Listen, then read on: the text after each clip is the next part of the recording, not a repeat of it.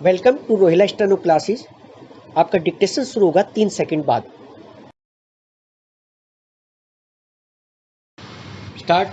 अधिष्ठाता महोदय कोमा नेहरू एक बहुत बड़े समाजवादी थे, परंतु समाजवाद की किसी रूढ़ रूपरेखा को यथावत अंगीकार करने की बजाय उन्होंने इसे अपने सांचे में ढालकर ग्रहण किया था।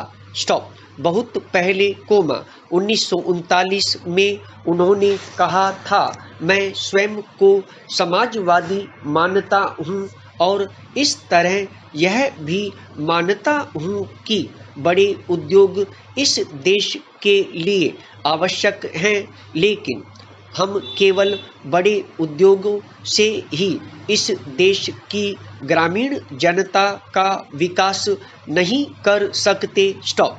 यह तो खादी और ग्रामोद्योग द्वारा ही संभव है। स्टॉप। हाँ कोमा, जो चीज़ें गांवों में नहीं बन सकती उनके लिए हमें बड़े कारखानों को काम में लेना चाहिए। स्टॉप। एक अन्य अवसर पर उन्होंने स्पष्ट शब्दों में कहा था कि छोटे उद्योगों की कीमत पर बड़े उद्योगों का विकास घातक होगा। स्टॉप।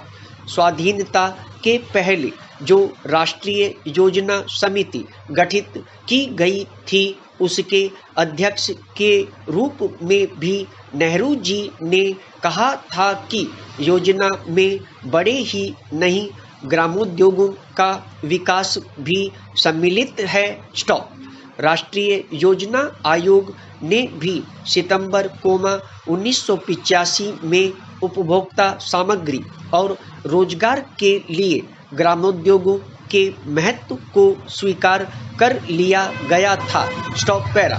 खादी और ग्रामोद्योग के बिंदु पर पंडित जी गांधी जी से पूरी तरह सहमत थे और ग्रामोत्थान के लिए इन्हें अपरिहार्य मानते थे। स्टॉप। उनका तो लक्ष्य ही एक ऐसे आर्थिक ढांचे का निर्माण करना था जो बिना व्यक्तिगत एकाधिकार तथा पूंजी के केंद्रीकरण के अधिकतम उत्पादन प्रदान कर सके और शहरी तथा ग्रामीण अर्थव्यवस्था में संतुलन ला सके। स्टॉप। इसी सांचे को दृष्टिगत रख उन्होंने 1950 में योजना आयोग की स्थापना की तथा इसके माध्यम से देश के आर्थिक विकास और आर्थिक असमानताओं को कम करने की नीति पर कदम बढ़ाए। स्टॉप। अपनी योजनाओं में उन्हें मिश्रित अर्थव्यवस्था को प्रश्रय दिया। स्टॉप। वह औद्योगिकरण तथा ग्राम विकास दोनों को साथ लेकर चलना चाहते थे। स्टॉप। एक बार उन्होंने कहा था, हमें भारत को अणुयुग के अनुकूल बनाना है और ऐसा शीघ्र करना है। स्टॉप। दूसरे देशों से शिक्षा ग्रहण करते हुए हमें यह भी स्मरण रखना चाहिए कि प्रत्येक देश अपने अतीत पर बना है। स्टॉप। भारत को जिन तत्वों ने बनाया है उन सब को याद रखना होगा। स्टॉप। जो लोग विज्ञान और प्रौद्योगिकी के प्रति नेहरू के मोह पर नाक भौं सिकोड़ते हैं, उन्हें यह समझना चाहिए कि वे इन्हें आम आदमी कोमा ग्राम्यजन तक पहुंचाना अपना कर्तव्य समझते थे। Stop para. अधिष्ठाता महोदय कोमा पंडित नेहरू को भारतीय योजना का पिता कहा जाता है। स्टॉप। उन्होंने ही हमारी पंचवर्षीय योजनाओं को व्यावहारिक आकृति प्रदान की थी। स्टॉप। देश का आर्थिक विकास नेहरू की ही देन है। स्टॉप। हमारी प्रथम पंचवर्षीय योजना तो कृषि केंद्रित थी ही, कोमा द्वितीय व तृतीय योजना में औद्योगिक संरचना के सुधार पर जो बल था वह भी प्रकारांतर से कृषि के विकास में सहयोगी सिद्ध हुआ। स्टॉप। बाद के वर्षों ने जिस हरित क्रांति की फसल काटी, कोमा उसकी जमीन नेहरू की ही तैयार की हुई थी। स्टॉप। पंडित जी ने सहकारिता के प्रसार पर भी खूब जोर दिया, क्योंकि वे यह मानते थे कि भारतीय कृषक समाज की विभिन्न समस्याओं को सहकारिता के माध्यम से ही हल किया जा सकता है। स्टॉप। वर्ष 1959 के नागपुर कांग्रेस अधिवेशन में उन्होंने सहकारी खेती के पक्ष में एक प्रबल प्रस्ताव भी पारित करवाया। Stop para. भारतीय ग्राम्य जीवन की बेहतरी के लिए पंडित जी ने जो अनेक काम किए, उनमें एक महत्वपूर्ण काम है जमींदारी उन्मूलन। स्टॉप।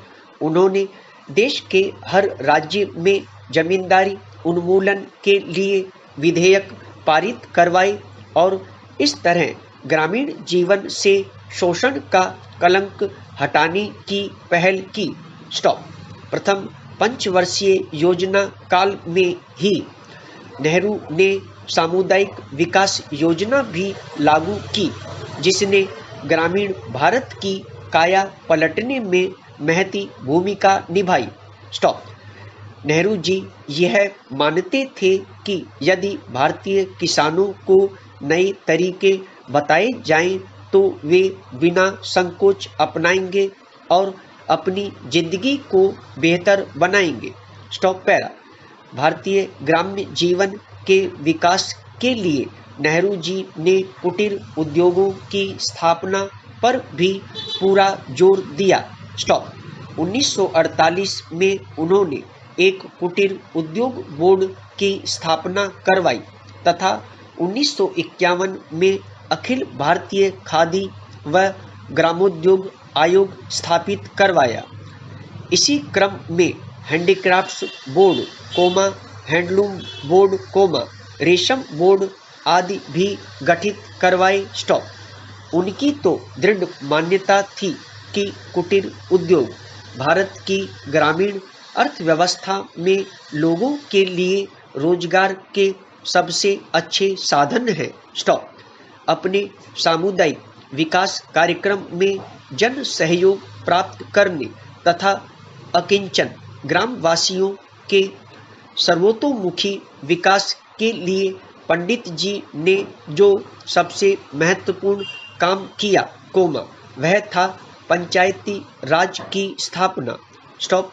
17 अप्रैल कोमा 1959 को मद्रास में एक भाषण में उन्होंने कहा था, कोमा प्रत्येक गांव में एक शक्ति संपन्न ग्राम पंचायत होनी चाहिए। स्टॉप। उसे पर्याप्त अधिकार दिए जाने चाहिए। स्टॉप। उसी तरह गांव में सहकारी समितियां होनी चाहिए। अगर आपको डिक्टेशन पसंद आया तो लाइक करें, शेयर करें और चैनल को सब्सक्राइब करें।